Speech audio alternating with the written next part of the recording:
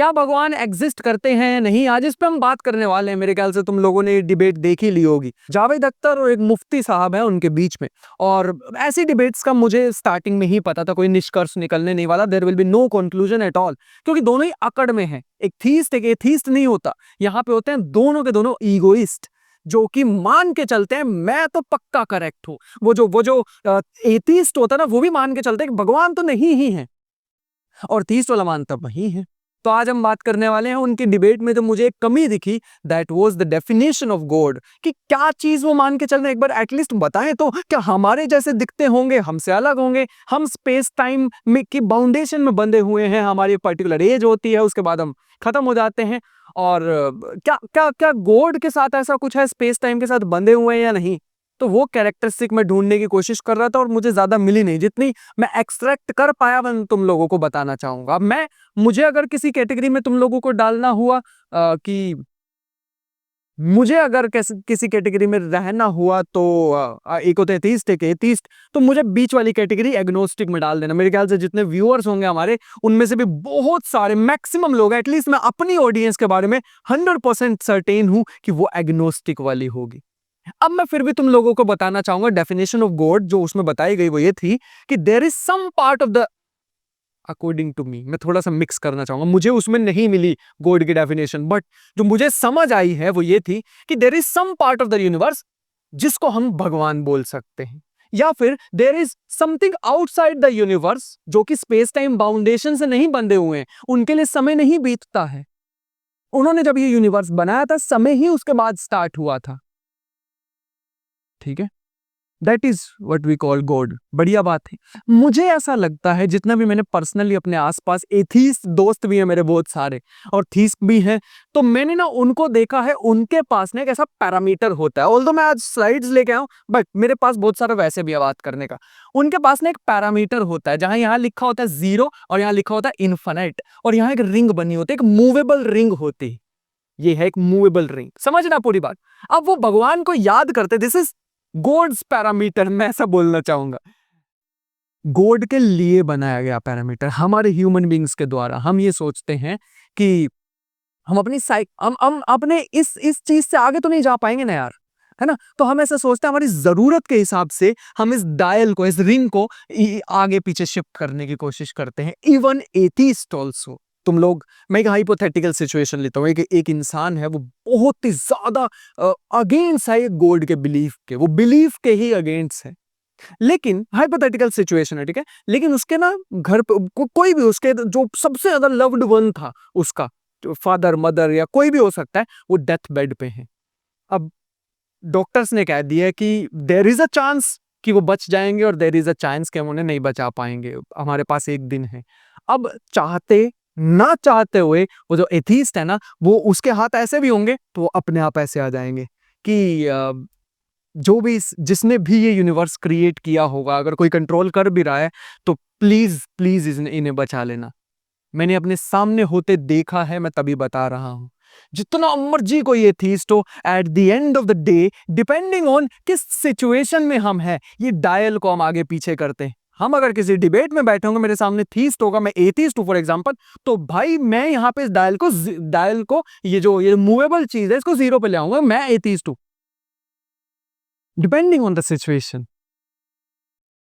ऐसा होता है, मैंने देखा है, तो इसलिए मैं बता रहा हूं। तो पहली बात तो ये हो गई। दूसरी बात ये है कि एक आर्गुमेंट कभी कभी दिया जाता है, universe came from nothing, atheist देते हैं, और थीस्ट कहते हैं ऐसा हो ही नहीं सकता, ऐसा कैसे हो सकता, कोई भी चीज खुद ही बन गई, ऐसा थोड़ी होता है। मैं आज बताने वाला हूं क्वांटम फिजिक्स को यूज करके, मैं क्वांटम फिजिक्स वाला हूं। बाय द वे, ये जो मैंने अभी चीज बताई है ना, ये मेरे को स्पेशली क्लिक की जब मैं वीडियो की प्रिपरेशन कर रहा था, तो एक सीरीज है यंग शेल्डन, बहुत खूबसूरत सीरीज है भाई, तुम लोग जरूर देखना इसको।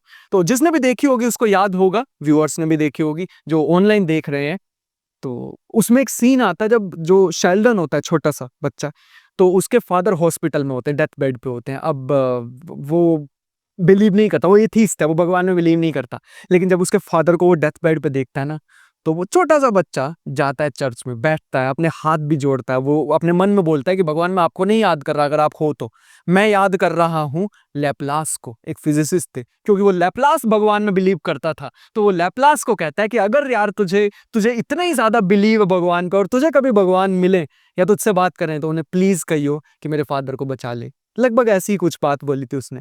और इतना खूबसूरत सीन है, इतना ज्यादा खूबसूरत सीन है जो कि इसको एक विजुअल फॉर्म में दर्शाता है। मेरे ख्याल से काश मैं वो यहाँ चला पाता, लेकिन मुझे अपनी वीडियो भी बैन नहीं करवानी है, कॉपीराइट मार देते हैं, बट ठीक है कोई बात नहीं।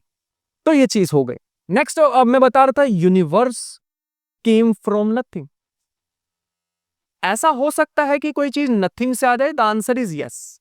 मैं अभी थोड़ा एथीस्ट के तरफ जाके बताने वाला हूं एक आर्गुमेंट, फिर थीस्ट की तरफ भी आऊंगा, डोंट वरी एट ऑल, क्योंकि मैं बीच वाला इंसान, मैं मेरे को क्वेश्चन पूछना ज्यादा बढ़िया लगता है, ठीक है। और इससे पहले कि मैं इसका आंसर करूं कि कैसे कोई भी चीज नथिंग से आ सकती है, let me tell you something about agnosticism. Agnosticism का मतलब है एक बात पे मैं 100% श्योर हूं। कोई नहीं कहता कि मैं 100% श्योर हूं, ना कोई फिलोसोफर कहता है, ना कोई मेरे ख्याल से थीस्ट भी शायद ही बोलते होंगे कि 100%, 99 तो उनका भी चलता होगा, बट मैं कहता हूं कि मैं 100% श्योर हूं एक बात के लिए कि आई डोंट नो। इस बात में मैं पक्का श्योर हूं कि मेरे को सब कुछ नहीं पता, मेरे को 100% सर्टेनिटी के साथ चीजें नहीं पता है, इसके लिए मैं सर्टेन हूं।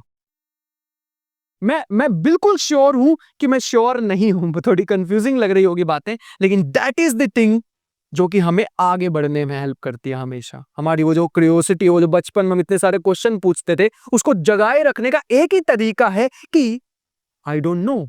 ये कहना सीखना होगा।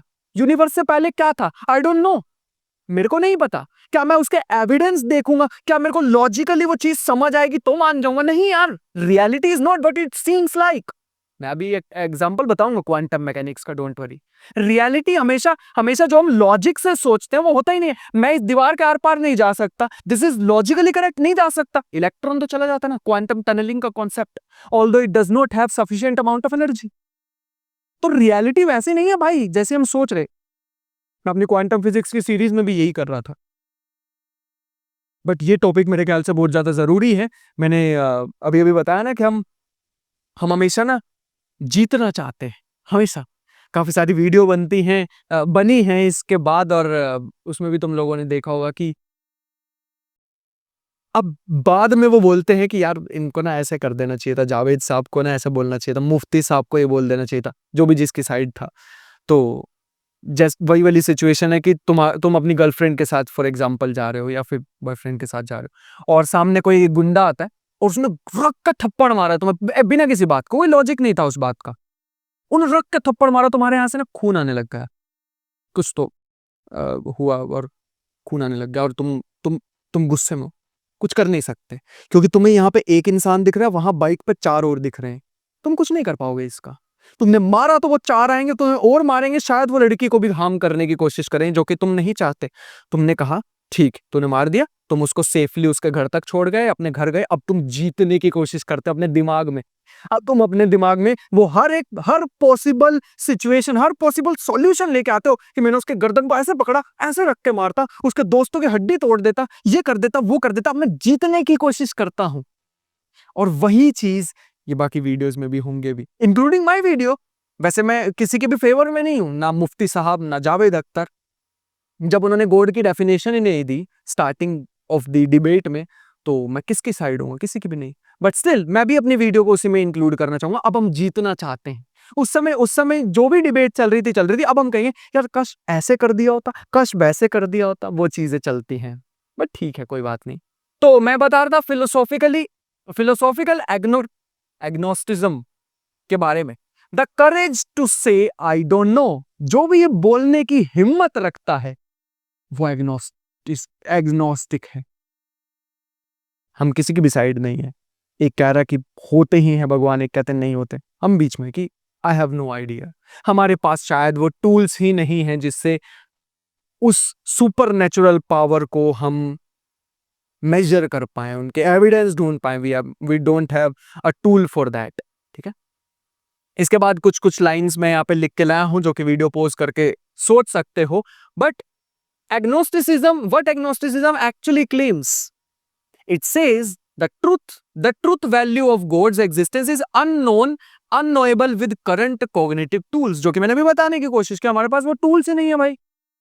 हम कोई ऐसे टूल्स अभी बना ही नहीं पाए जिससे उनके बारे में जान पाए, जिसने हमारे, अगर बनाया होगा तो, जिसने हमारे यूनिवर्स को बनाया होगा। हमारे पास वो टूल्स नहीं है।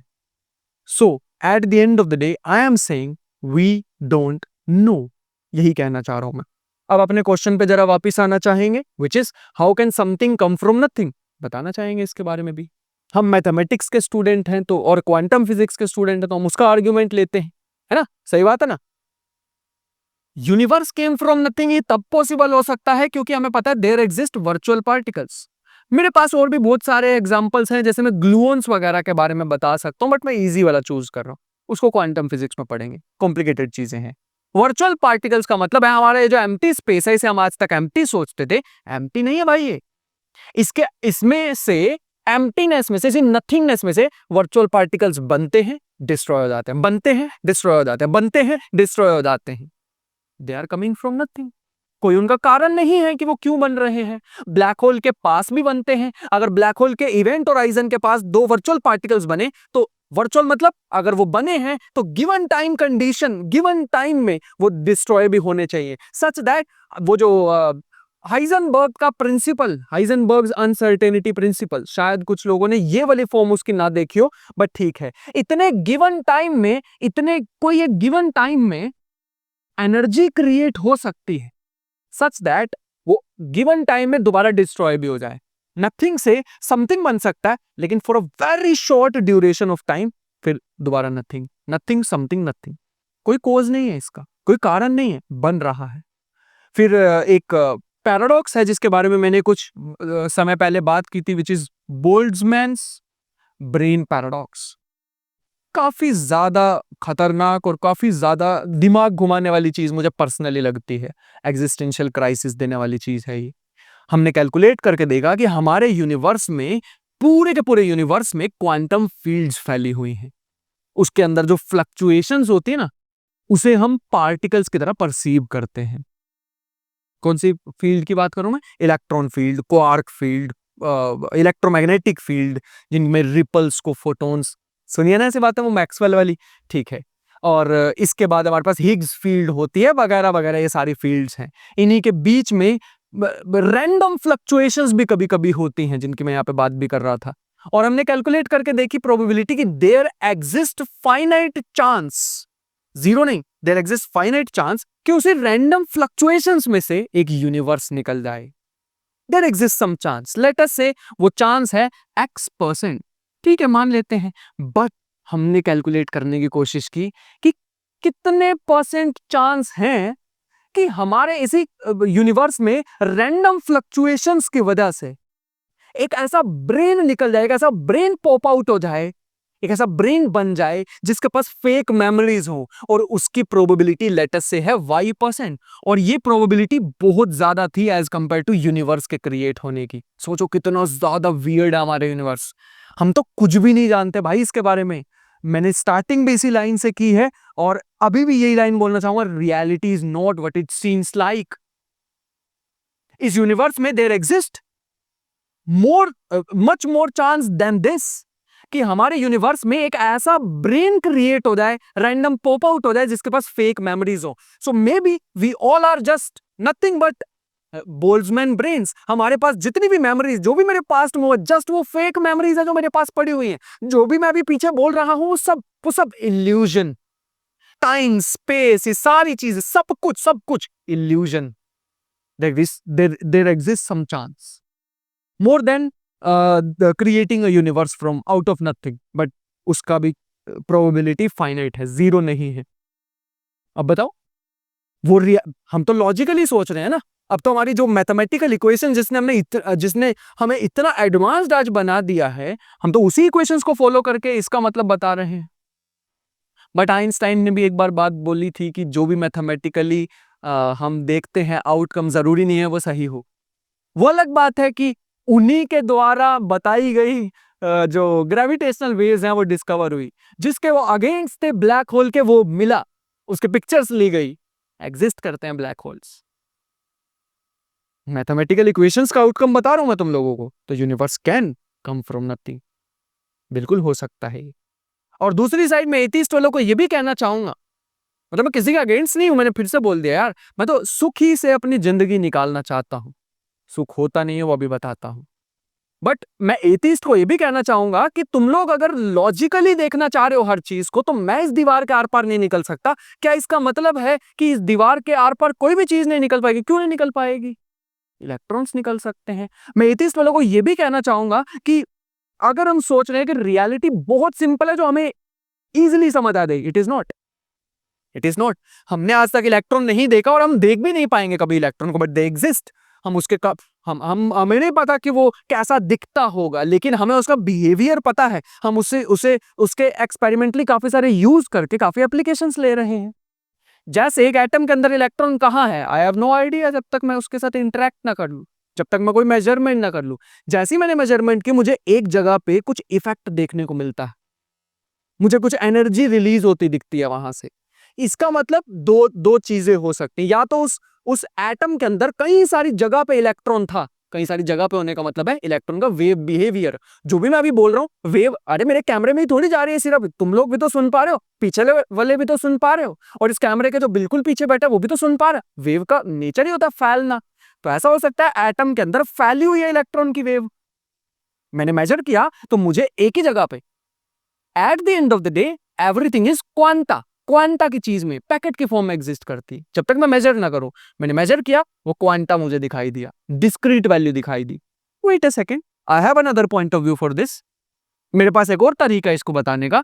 ऐसा भी तो हो सकता है एटम के अंदर कुछ था ही नहीं, जो भी प्रॉपर्टी मुझे दिखाई दी, जो भी डिस्क्रीट वैल्यू मुझे दिखाई दी, वो बनी। रियलिटी इटसेल्फ इज क्रिएटेड जब मैं इंटरैक्ट किया, and this is called relational interpretation of quantum physics.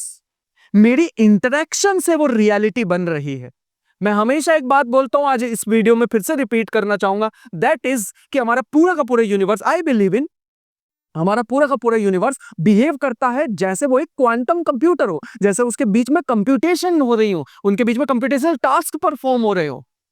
And that is one of the strongest thing जो मुझे लगती है, क्योंकि हम ब्लैक होल्स की स्टडी कर रहे हैं। तुम रीसेंट पेपर्स रीड करके देखो, ब्लैक होल पे जितने भी पब्लिश हो रहे हैं, वो एक डायरेक्शन को पकड़ लिया अब उन्होंने, अब वो क्वांटम कंप्यूटिंग की तरफ आ रहे हैं। पता नहीं क्यों, क्यों ये ब्लैक होल जो बिल्कुल अलग है, क्यों ये क्वांटम फिजिक्स जो बिल्कुल, क्वांटम कंप्यूटिंग जो बिल्कुल अलग है, इनकी जो लैंग्वेज है वो सेम बनती जा रही है। अब हम वहां पे भी पिक्सल्स की फॉर्म में सोच रहे हैं। कमाल की बात है ना। And that is the thing जो मैं बताना चाहता था। देखते हैं स्लाइड्स में और क्या मैं लेके आऊं। एक तो मैंने ये चीज बताई है, इसके बाद अगर आगे बढ़ना चाहेंगे, मेरे पास देखो इतनी चीजें थी, बाकी यहाँ देखते हैं जो मैंने पॉइंट ऑफ व्यू जितने भी कलेक्ट कर पाया, वो यहाँ पे देख लेते हैं। एक डेविड ह्यूम है, उनकी बात मेरे को काफी अच्छी लगी। A wise man proportions his belief to the evidence। ये भी वही एग्नोस्टिक की कैटेगरी में डाल सकते हैं, एथिस्ट की कैटेगरी में डाल सकते हो। वो एविडेंस पे बेस्ड अपने बिलीफ बनाता है, जो भी वाइज मैन होता है।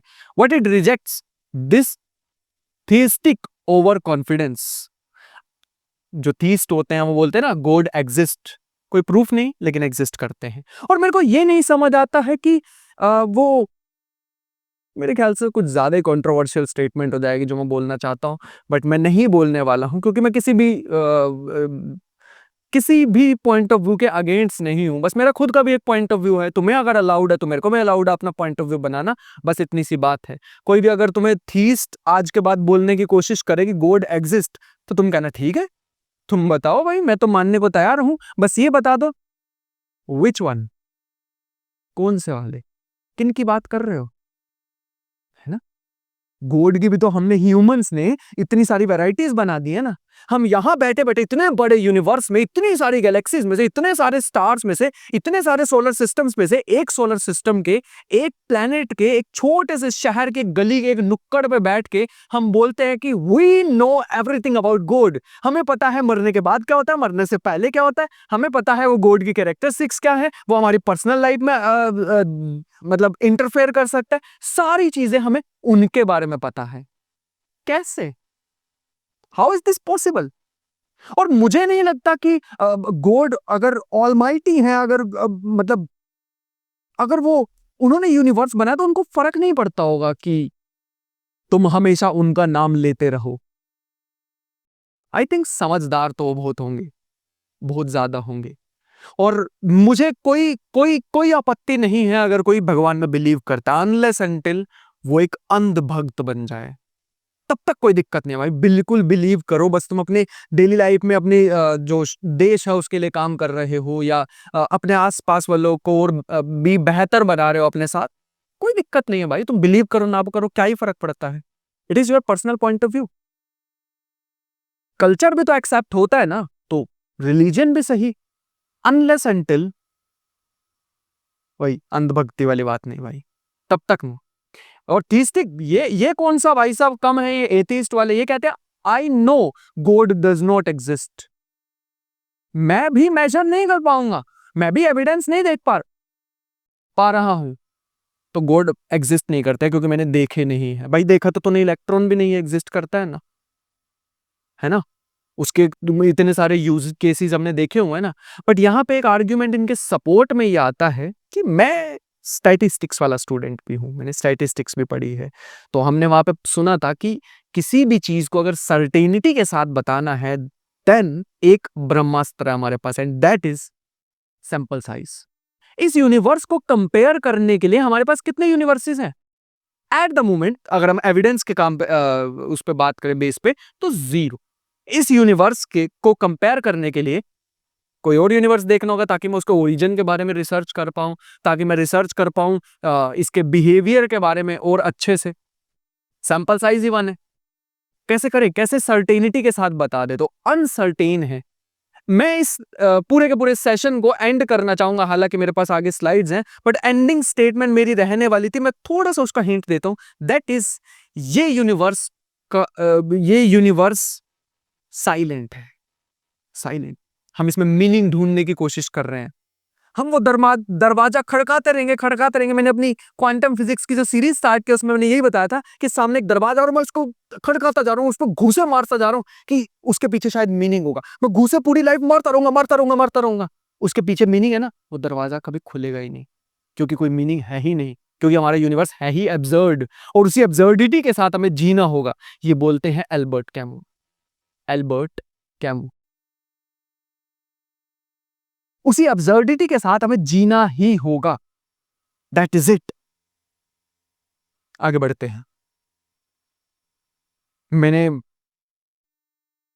काफका और एल्बर्ट कैमू को एक बार डिफरेंशिएट करते हुए बताया था, पता नहीं मुझे तुम लोगों ने वीडियो देखी है या नहीं, तुम लोगों के लिए थे बात।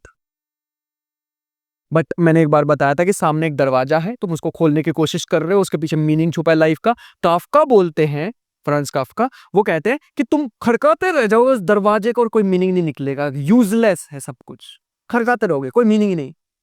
दूसरी तरफ एल्बर्ट कैमू वो थोड़ा सा फिर भी तुम लोगों को एक होप दे जाते हैं। वो कहते हैं कि तुम उस दरवाजे को खड़काते रहोगे, तुम्हें मीनिंग नहीं मिलेगा, क्योंकि मीनिंग है ही नहीं, यूनिवर्स इज साइलेंट, वो कुछ बोलेगा ही नहीं, तुम उसको कुछ भी कहते रहो।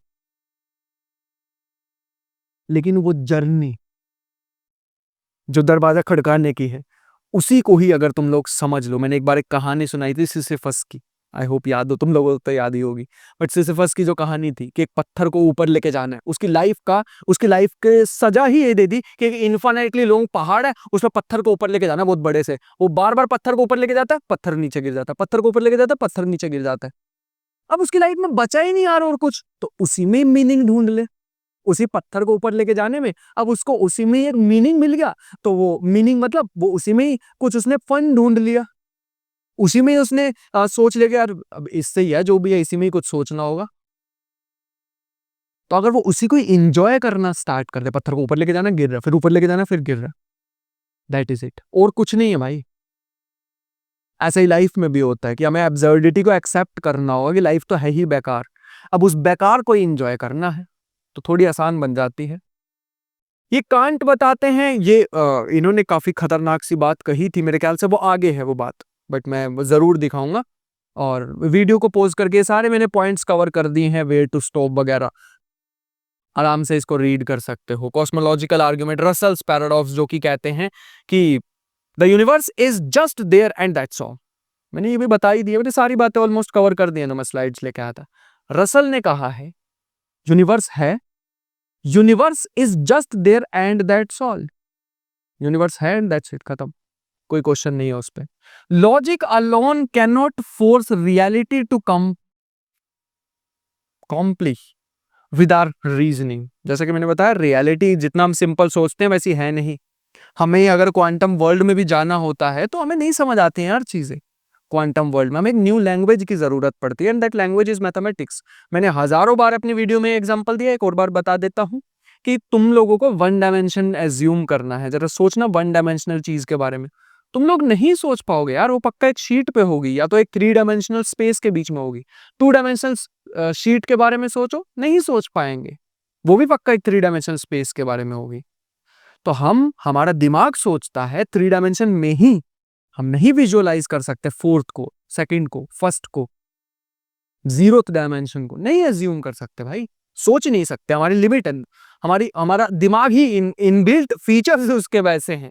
ऐसे हम इलेक्ट्रॉन को नहीं सोच पाएंगे यार, इलेक्ट्रॉन क्या होता है। We just have a picture using mathematics, mathematical picture है बस उसकी, और कुछ नहीं है हमारे पास। हम उसके बिहेवियर को प्रिडिक्ट कर सकते हैं using Schrodinger equation and nothing else.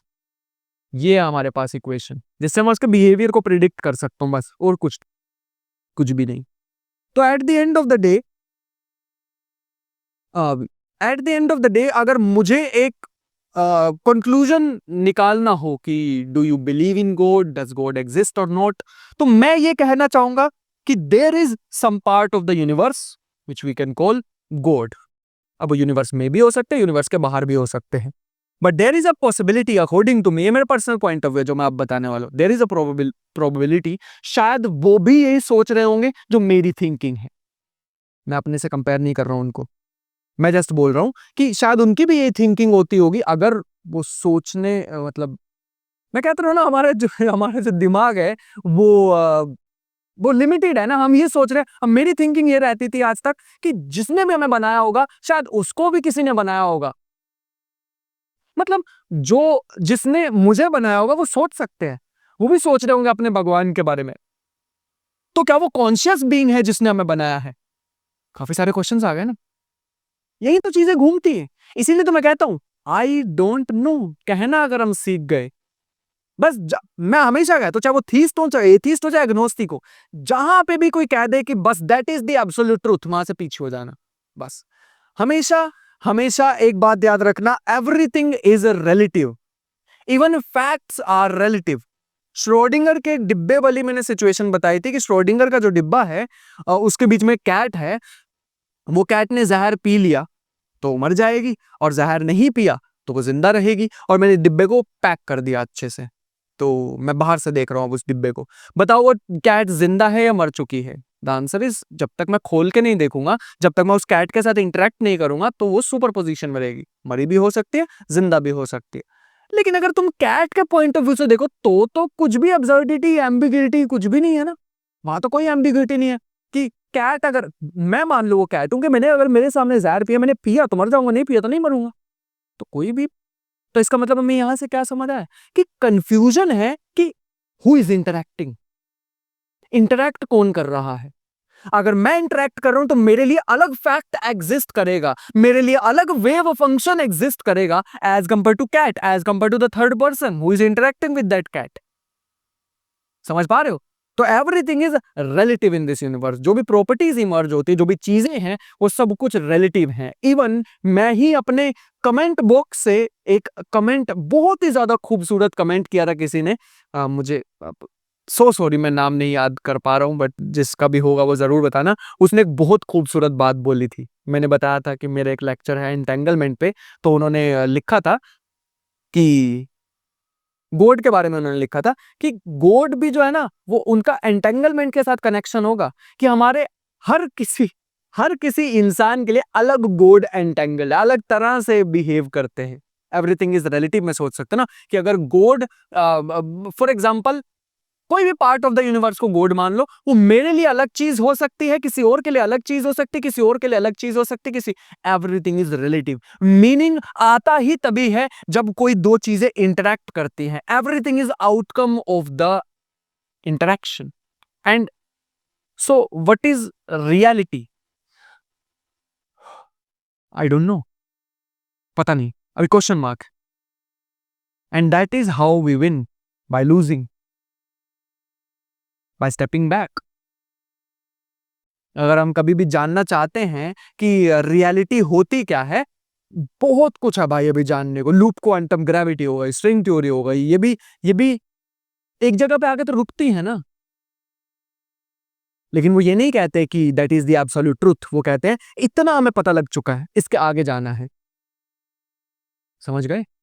हमारे पूरे यूनिवर्स में हमारा पूरे का पूरा यूनिवर्स छोटे छोटे पिक्सल से बना हुआ है। That is the theory I believe in, कि हमारे पूरे का पूरे यूनिवर्स जो है वो बिट्स से नहीं, क्वांटम बिट्स से बना हुआ है। और यूनिवर्स उन्हीं क्वांटम बिट्स का यूज करके कंप्यूटेशनल टास्क परफॉर्म कर रहा है। एंड वो कंप्यूट कर रहा है खुद को ही। थोड़ी कंप्यूटेशन होती है, फिर उसका यूज करके आगे कंप्यूटेशन, फिर आगे कंप्यूटेशन, और खुद को कंप्यूट करते करते आज इतना कॉम्प्लेक्स यूनिवर्स बन गया है। आज उस वो कंप्यूटेशन होते होते ऐसी उसने स्पीशीज बना दी, ऐसी कॉन्शियस बीइंग बना दी है जो कि उसके ही कंप्यूटेशनल टास्क को स्टडी कर रही हैं।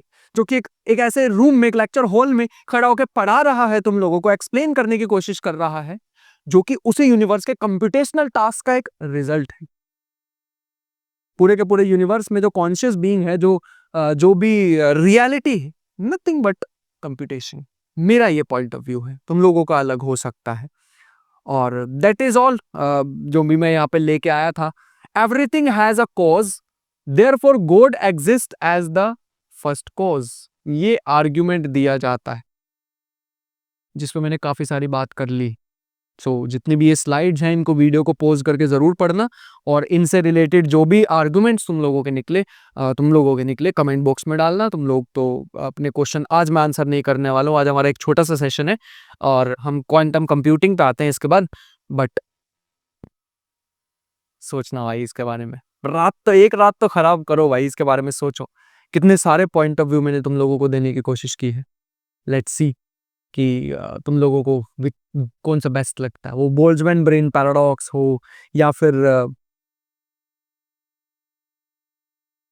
यूनिवर्स केम फ्रॉम नथिंग हो, क्या कंप्यूटेशनल टास्क वाला यूनिवर्स हो। बट अगर जीना है तो एल्बर्ट कैमू ही हेल्प कर सकते हैं कि universe is absurd and we have to live with is absurdity. शायद मैं जो आज कर रहा हूं, मेरी लाइफ का जो गोल है, शायद मैं वहां तक नहीं पहुंच पाऊंगा, लेकिन बीच का जो रास्ता है, जो मुझे जर्नी तय करनी है, जो स्ट्रगल है, वो स्ट्रगल काफी नहीं है क्या मुझे बड़ा फील कराने के लिए, मुझे खुश रखने के लिए? वहीं जाके खुश होऊंगा क्या मैं? मेरे को ना बड़ा शौक है रेंज रोवर का। रेंज रोवर मैंने ले ली, जिस दिन मैं लूंगा उस दिन ही उदास होकर बैठ जाऊंगा। लेकिन उसके बीच में जो जर्नी है, जो मैं इतनी मेहनत कर रहा हूं, उसे भी तो एंजॉय करना ना यार। उसी दिन ही जाके खुश होऊंगा मैं। ये नहीं सिखाते हमें एल्बर्ट कैमू। मैं ये नहीं कह रहा हूं कि वो आदमी एकदम बेस्ट है, फिर से वो अंधभक्ति वाला काम नहीं करना। मुझे एल्बर्ट कैमू की वो वाली बात पसंद है। बस ऐसे सीखा करते हैं। किसी भी फिलोसोफर को पढ़ रहे हो, किसी फिजिसिस्ट के बारे में पढ़ रहे हो, किसी के भी बारे में पढ़ रहे हो, तो उनका पोर्शन ऑफ समथिंग तुम्हें अच्छा लग सकता है। जैसे एक सिंगर है, मेरे को नाम नहीं याद आ रहा है, उनके बारे में बोला जाता है कि भाई तुम सिंगर बहुत बढ़िया हो, आदमी सुअर हो। वो बिल्कुल करेक्ट जाती है उन पे बात। मुझे नहीं पता, तुम लोग देख लेना, पता तो मैं बताऊंगा नहीं, बट कमेंट बॉक्स में डाल लेना। बाकी मिलते हैं नेक्स्ट वीडियो में, तब तक के लिए ख्याल रखो। Bye bye.